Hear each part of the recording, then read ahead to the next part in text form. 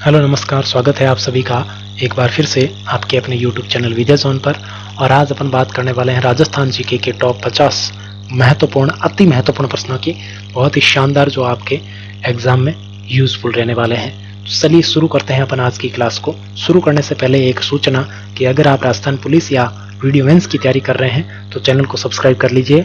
Video mains की एक model paper और आपके राजस्थान पुलिस के 2 मॉडल पेपर के वीडियो में डाल चुका हूं, नहीं देखें तो जरूर जाकर देखिएगा। कल भी राजस्थान जीके के टॉप 50 जिसमें 65% मैंने करवाए वो भी देख लीजिए। और टेलीग्राम पर नहीं जुड़े हैं तो जुड़ जाइए, लिंक आपके सामने है और डिस्क्रिप्शन में भी मिल जाएगा। तो चलिए शुरू करते हैं अपन आज की क्लास को फटाफट से। आज की क्लास में यहाँ पर आपके सबसे पहला प्रश्न आपके सामने है कि मान सिंह को बिहार का सूबेदार किस वर्ष नियुक्त किया गया था। मान सिंह की अगर बात करें तो मान सिंह को बिहार का सूबेदार 1587 में नियुक्त किया गया था। कब नियुक्त किया गया था? 1587 में। 1 मिनट में आपके यहाँ पर टिक लगा देता हूँ। 1587 बिल्कुल यहाँ पर करेक्ट आंसर हो जाएगा, ए ऑप्शन। ठीक है, आगे बढ़ते हैं। अगला प्रश्न है आपके सामने कि निम्नलिखित साहित्यकारों को उनके शासकों से सुमेलित कीजिए। तो यहाँ पर सबसे पहला साहित्यकार है मुणोत नैणसी, और ये किस शासक के काल में, यानी कि किस शासक के दरबार में था? तो ये मालदेव के दरबार में नहीं था। मुणोत नैणसी आपके जसवंत सिंह के दरबार में था। किसके? जसवंत सिंह के दरबार में था, जो कि 3rd ऑप्शन में दे रखा है। महात्मा नरसेन की अगर बात करें तो नरसेन आपके मालदेव के दरबार में था। किसके दरबार में था? मालदेव के दरबार में था। अत्रि की अगर बात करें तो अत्रि आपके महाराणा कुंभा के दरबार में था। किसके?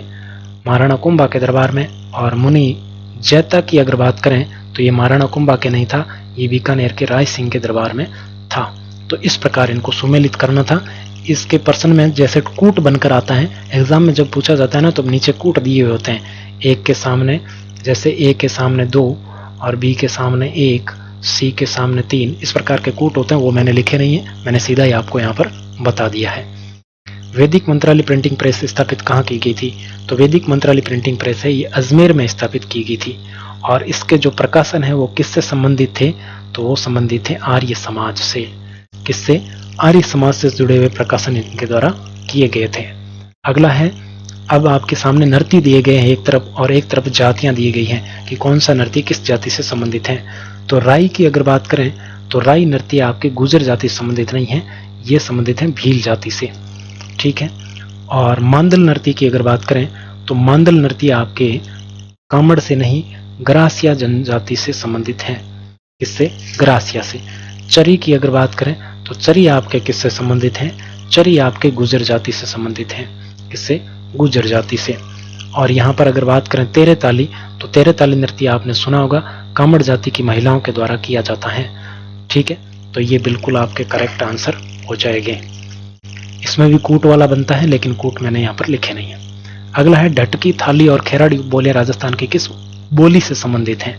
ये आपके सामने क्या है? उप बोलियां हैं। आपको बताना कि ये किस बोली से संबंधित हैं। तो आपको पता है कि उदयपुर के आसपास का क्षेत्र क्या कहलाता है? मेवाड़ कहलाता है, और उसमें मेवाड़ी भाषा बोली जाती है, यानी कि मेवाड़ी बोली बोली जाती है। और उस मेवाड़ी बोली के ही उप बोलियां क्या है? ढटकी है, थाली है और खेराड़ी है। ध्यान रखना। आगे बढ़ते हैं। अगला है, राजस्थानी कवियों में नव जागरण के प्रथम कवि किसे माना जाता है? तो नव जागरण के प्रथम कवि की अगर बात करेंगे तो सूर्यमल मिश्रण का नाम सबसे पहले आएगा। आगे बढ़ते हैं। अगला प्रश्न है आपके सामने, निम्नलिखित को सुमेलित कीजिए। फिर से कूट वाला प्रश्न है यहाँ पर। चांद खां की अगर बात करेंगे तो चांद खां की रचना कौन सी है? तो चांद खां की रचना है स्वर सागर। कौन सी रचना है? स्वर सागर है चांद खां की रचना।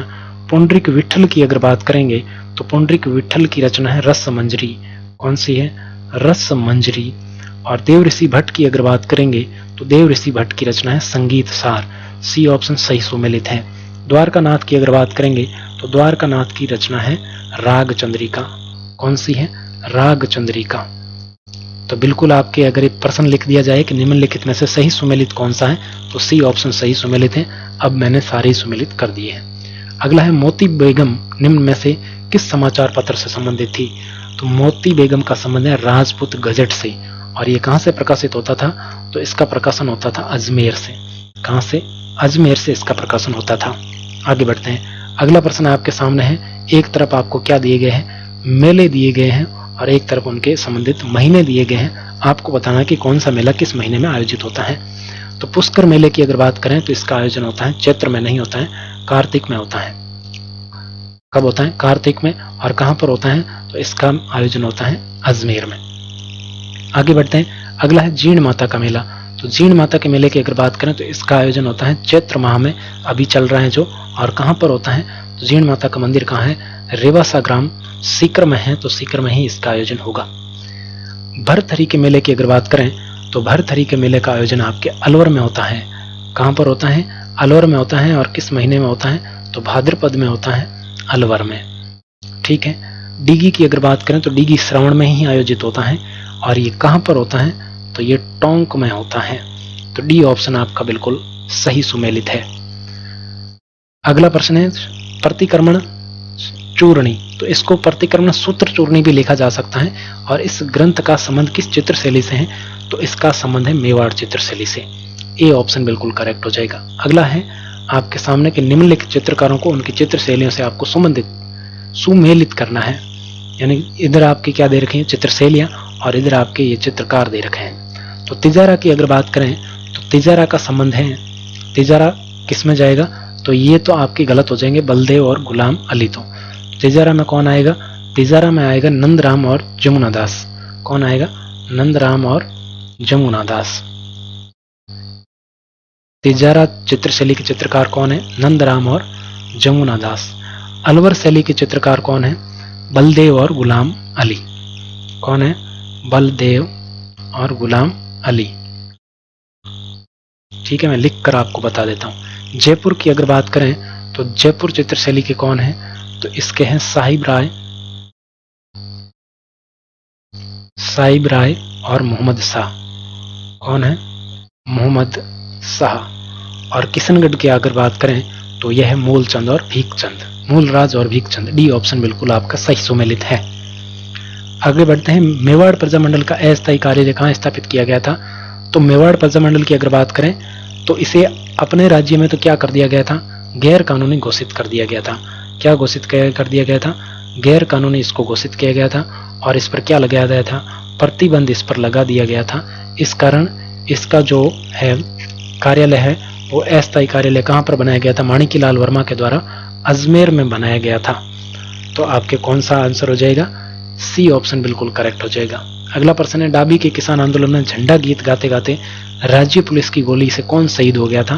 तो इसका करेक्ट आंसर हो जाएगा नानक जी भील। कौन हो जाएगा? नानक जी भील। और इसके साथ एक व्यक्ति और था और उसका नाम था देवलाल गुर्जर। क्या नाम था? देवलाल गुर्जर। कौन था? देवलाल गुर्जर आपके बिल्कुल करेक्ट आंसर हो जाएगा। नानक जी भील और देवलाल गुर्जर इसका आंसर हो जाएगा। आगे बढ़ते हैं, अगला प्रश्न आपके सामने है, निम्नलिखित में से कौन सा साक्षी हल्दी घाटी के युद्ध में महाराणा प्रताप को विजयी दर्शाता है, यानी कि विजयी मानता है? तो इसमें राज प्रशस्ति, राज प्रकाश, जगदीश मंदिर प्रशस्ति, तीनों ही सही है। डी ऑप्शन आपका बिल्कुल करेक्ट हो जाएगा। हल्दी घाटी का युद्ध आपको पता है कब हुआ था? 1576 में हुआ था। और किस किस के मध्य? महाराणा प्रताप और अकबर के बीच में हुआ था। आगे बढ़ते हैं, अगला प्रश्न है, महाराणा मान सिंह की मृत्यु कहां पर हुई थी? महाराजा मान सिंह की मृत्यु आपसे पूछी जा रही है। तो इनकी मृत्यु महाराष्ट्र में हुई थी। महाराष्ट्र में कहां पर? तो एक जगह आती है इलीचपुर। कौन सी जगह है? इलीचपुर। और इलीचपुर महाराष्ट्र में महाराजा मान सिंह की मृत्यु हुई थी। कब हुई थी? तो 1614 ईस्वी में इनकी मृत्यु हो गई थी। आगे बढ़ते हैं, अगला है, प्रेम विनोद नामक ग्रंथ की रचना किसके द्वारा की गई थी? तो प्रेम विनोद नामक ग्रंथ की रचना है वो आपके छत्र कुमारी के द्वारा की गई थी। अगला प्रश्न आपके सामने है, 1818 की संधि के पश्चात आपके 1818 की संधि के पश्चात राष्ट्र ब्रिटिश विरोधी भावना रखते हुए जोधपुर के किस महाराजा ने संन्यास ले लिया था? तो इसका करेक्ट आंसर हो जाएगा सूरत सिंह। संधि किसने की थी? तो संधि की थी मान सिंह ने। ठीक है, ये आपको ध्यान में रखना है। 1818 में जोधपुर के महाराजा मान सिंह ने अंग्रेजों से सहायक संधि की थी और इसी के विरोध भावना के चलते आपके सूरत सिंह ने क्या ले लिया था? संन्यास ले लिया था। आगे बढ़ते हैं, पीड़ितों के पंछेड़ा नामक गीत की रचना किसने की थी? पीड़ितों के पंछेड़ा नामक गीत की रचना किसके द्वारा की गई थी? तो ये आपके शिवराज जोशी के द्वारा की गई थी। डी ऑप्शन बिल्कुल आपके करेक्ट हो जाएगा। ये नहीं पूछा जा रहा किसने गाया, रचना किसने की थी? शिवराज जोशी ने की थी। बिजोलिया ठिकाने का संस्थापक कौन था? तो बिजोलिया ठिकाने की अगर बात करें तो ये आपके प्रथम श्रेणी का ठिकाना था और इस ठिकाने की अगर बात करें तो संस्थापक अशोक परमार थे। कौन थे? अशोक परमार। बी ऑप्शन आपके यहाँ पर बिल्कुल करेक्ट हो जाएगा।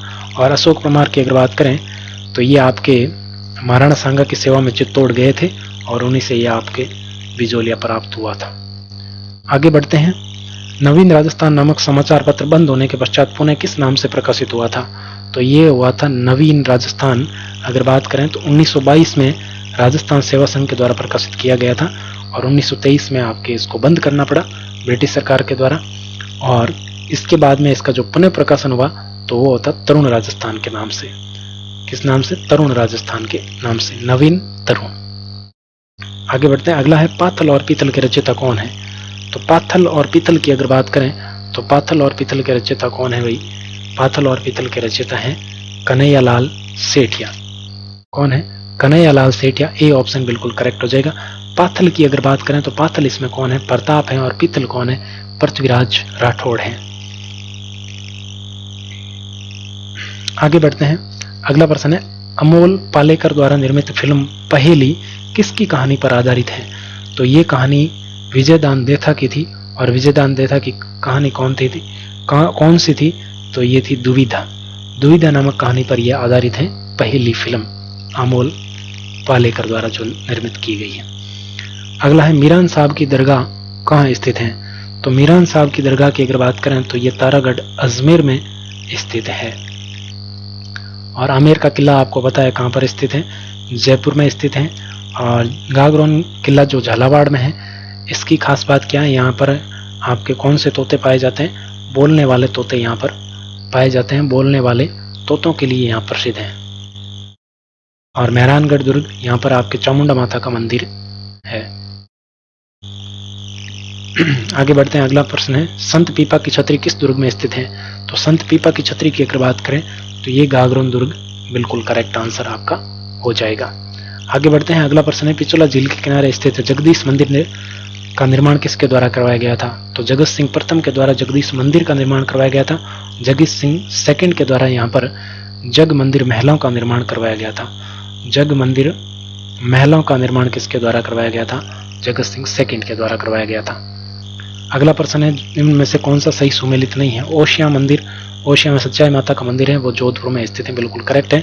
कपिल मुनि का मंदिर बीकानेर में कोलायत में स्थित है, बिल्कुल करेक्ट है। रणकपुर का मंदिर भीलवाड़ा में स्थित नहीं है। तो रणकपुर का मंदिर कहाँ पर स्थित है? तो रणकपुर का मंदिर आपके पाली में स्थित है। कहाँ पर? पाली में स्थित है। सालासर मंदिर चूरू है, बिल्कुल करेक्ट है। ये सही सुमेलित सी ऑप्शन आपका आंसर हो जाएगा। आगे बढ़ते हैं। अगला प्रश्न निम्न में कौन सा गले का आभूषण नहीं है? कौन सा एक गले का आभूषण नहीं है? मंगलसूत्र गले में पहनते हैं, कंठी गले में पहनते हैं, हार भी गले में पहनते हैं, लेकिन सुरीलिया आपके कानों में पहना जाता है। निम्नलिखित में से पैर का आभूषण है? तो झुमका आपके कानों में पहना जाता है, आंवला और कर्णफूल कानों में पहना जाता है, बाजूबंद हाथों में पहना जाता है। आंवला आपके पैर का आभूषण हो जाएगा, आंवला टणका। आगे बढ़ते हैं। जोधपुर का प्रसिद्ध बदला नहीं है, बादला होगा यहाँ पर। क्या? बादला। तो बादला बिल्कुल पूछा गया प्रश्न है, बहुत ही शानदार वाला प्रश्न है। और ये आपके क्या है? तो ये आपके जस्ते से बनी एक पानी की बोतल है, जो बिल्कुल ठंडा पानी इसमें रहता है। ठीक है। आगे बढ़ते हैं। लकड़ी के मंदिर की अगर बात करें तो लकड़ी का मंदिर चित्तौड़गढ़ बस्सी का प्रसिद्ध है। जरी की साड़ियाँ आपके कहाँ की प्रसिद्ध हैं? जयपुर की। टेराकोटा की मूर्तियाँ आपके मोलेला गांव राजसमंद की प्रसिद्ध हैं। और हरजी गांव जालोर भी आपके प्रसिद्ध हैं टेराकोटा के लिए। अगला है निम्नलिखित में से किस समाज सुधारक ने अपने शिष्यों को 29 नियमों के पालना का आदेश दिया था? तो ये है जाम्बोजी, बिश्नोई संप्रदाय के संस्थापक जाम्बोजी। अगला प्रश्न है ढोल नृत्य आपके सुमेलित करना है, सही सुमेलित आपको बताना है। तो ढोल नृत्य का संबंध आपके किससे है? जालोर से है, बिल्कुल सही है। बम नृत्य अलवर भरतपुर, राई नृत्य डूंगरपुर बांसवाड़ा, तो सभी सही सुमेलित हैं, बिल्कुल करेक्ट हो जाएगा। प्राचीन राजस्थान में निम्नलिखित में से कौन सा क्षेत्र है जो बौद्ध धर्म का प्रमुख क्षेत्र रहा था? किस धर्म का? बौद्ध धर्म का। तो बौद्ध धर्म का रहा था बैराट। कौन सा? बैराट, जिसको वर्तमान में क्या कहा जाता है? विराट नगर कहा जाता है। ये आपके बिल्कुल करेक्ट हो जाएगा। बैराट सभ्यता की खोज किसके नेतृत्व में की गई थी? कल मैंने ये प्रश्न करवाया था, तो ये हो जाएगा आपके दयाराम साहनी। कल वाला वीडियो देखिए, उसमें 65 प्रश्न मैंने आपको करवाए हैं। लिंक आपको इस वीडियो में डिस्क्रिप्शन में या आई बटन में आपको मिल जाएगा। आगे बढ़ते हैं, सुपासना चरित्रम क्या है? तो सुपासना चरित्रम की अगर बात करें तो ये आपके एक चित्रित ग्रंथ है। क्या है? चित्रित ग्रंथ है, ये आपको ध्यान में रखना है। राणा मोकल के समय ये चित्रित हुआ था, ये आपको ध्यान में रखना है। इसका चित्रकार हीरानंद था। आगे बढ़ते हैं, अगला है, मेवाड़ के किस शासक के समय जावर में चांदी की खान प्राप्त हुई थी? 1000 बार पूछा गया प्रश्न है। और किस शासक के समय आपके चांदी की खान प्राप्त हुई थी? तो बिल्कुल राणा लाखा बिल्कुल करेक्ट हो जाएगा। राणा लाखा ने लाखों रुपए कमाए चांदी से, ऐसे आप याद रख सकते हैं। चित्तौड़गढ़ दुर्ग में प्रथम शाखा कब हुआ? तो 1303 में प्रथम शाखा हुआ था। और किसके नेतृत्व में हुआ था? ये आपके रानी पद्मिनी के द्वारा जोहर किया गया। रावल रतन सिंह और पद्मिनी के नेतृत्व में यहाँ पर हुआ था। रावल शाखा का अंतिम शासक था रतन सिंह। आगे बढ़ते हैं, अगला है, कौन सा ग्रंथ महाराणा कुंभा द्वारा रचित है? तो संगीत राज, संगीत मीमांसा, सूर प्रबंध, ये सभी आपके महाराणा कुंभा द्वारा रचित है। आगे बढ़ते हैं, अगला प्रश्न है, माधव सिंह व गोविंद सिंह का संबंध निम्नलिखित में से किस किसान आंदोलन से है? तो माधव सिंह और गोविंद सिंह की अगर बात करें तो इनका संबंध है बिजोरिया किसान आंदोलन से। इसका नेतृत्व किसके द्वारा किया गया था? सीधा साधु सीताराम दास के द्वारा। गोविंद सिंह और माधव सिंह आपके इसके नहीं हैं, ये आपके अलवर किसान आंदोलन के संबंधित हैं। बिजोलिया किसान आंदोलन का नेतृत्व साधु सीताराम दास के द्वारा किया गया था। आगे बढ़ते हैं, अगला प्रश्न है, चुनीलाल और अमृतलाल का संबंध किस प्रजामंडल से है? चुनीलाल और अमृतलाल की अगर बात करें तो इनका संबंध है प्रतापगढ़ प्रजामंडल से। ठीक है, बीकानेर प्रजामंडल की स्थापना किसके द्वारा की गई थी? तो यहाँ पर हो जाएगा मगाराम वेद। मगाराम वेद के द्वारा की गई थी, ये आपको ध्यान में रखना। और सिरोही प्रजामंडल की अगर बात करें तो सिरोही प्रजामंडल में हो जाएगा गोकुल भाई भट्ट। कौन हो जाएगा? गोकुल भाई भट्ट।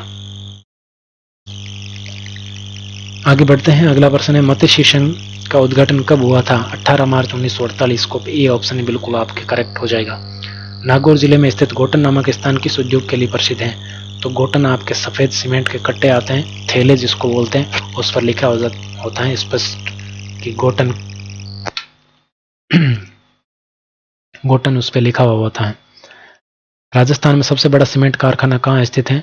तो निम्बाहेड़ा चित्तौड़गढ़ में स्थित है। कहाँ पर स्थित है? निम्बाहेड़ा चित्तौड़गढ़ में स्थित है राजस्थान में सबसे बड़ा सीमेंट का कारखाना।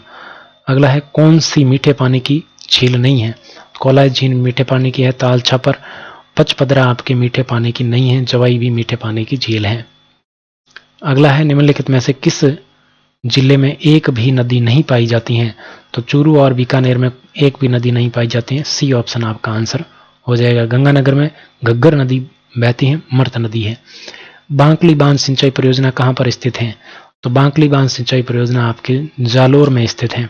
सी ऑप्शन बिल्कुल करेक्ट हो जाएगा। अगला है, सांबर झील में किस नदी द्वारा प्रतिवर्ष सर्वाधिक लवण की मात्रा जमा की जाती है? तो ये मैंथा नदी आपके बिल्कुल करेक्ट हो जाएगा। राजस्थान की वह नदी जो दक्षिण से प्रवेश करती है, ऐसे दक्षिण से प्रवेश करती हैं और पुनः दक्षिण में मुड़ जाती हैं और ऐसे कर्क रेखा को काट देती हैं, तो वो नदी है माही नदी, डूंगरपुर और बांसवाड़ा में। मेजा बांध निर्माण किस राजस्थान की किस नदी पर किया गया है? तो मेजा बांध कोठारी नदी पर किया गया है। कोठारी जैसे याद रख सकते हैं, कोठारी मतलब काठ, काठ मतलब लकड़ी, और लकड़ी से क्या बनती है? मेज बनती है। तो इस प्रकार आप याद रख सकते हैं कि मेजा बांध कोठारी नदी पर।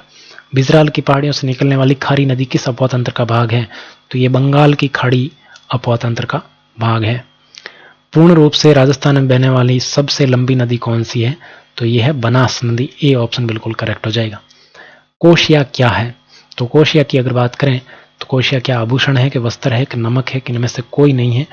कौन सा ऑप्शन बिल्कुल यहाँ पर 50वें का करेक्ट होगा? इसका आंसर आपको कमेंट करके बताना है। क्या करना है? कमेंट करना है। और क्या कमेंट करना है? इसका आंसर कमेंट करना है। ए बी कमेंट नहीं करना है। आभूषण है तो पूरा आभूषण लिखना है, वस्त्र है तो पूरा वस्त्र लिखना है, नमक है तो पूरा नमक लिखना है। ठीक है, तो ये थे आज के 50 महत्वपूर्ण प्रश्न। उम्मीद है कि आपको यूजफुल लगे होंगे, शानदार आपके मतलब काम आएंगे, शानदार लगे होंगे।